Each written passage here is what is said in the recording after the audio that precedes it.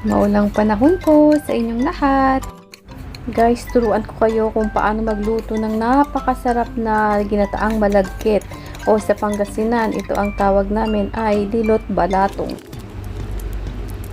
So una, naglagay po ako ng 1 cup ng malagkit at nagpakulo na rin ako ng tubig.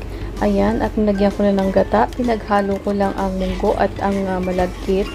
At hayaan lang po natin siyang kumulo hanggang sa siya ay maluto.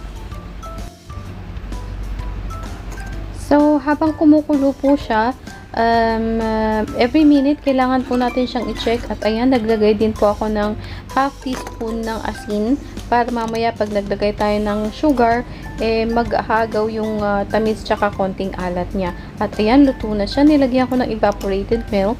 Ayan. At makikita nyo naman na napaka-creamy niya.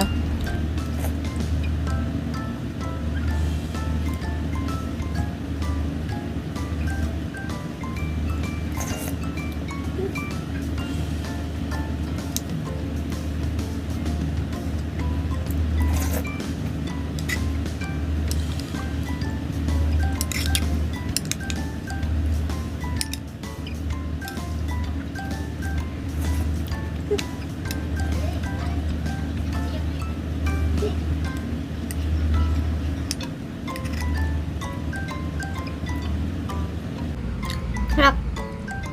Creamy.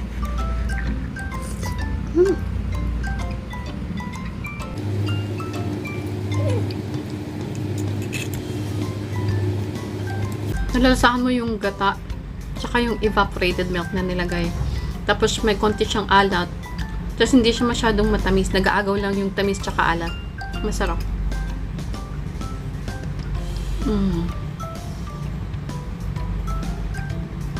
Tapos yung munggo, malambot kasi sinabay ko siya sa pagpapalambot nung gata.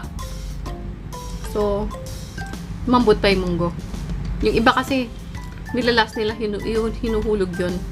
Pero sa akin, sinasabay ko para maging malasa at lumambot pa yung munggo.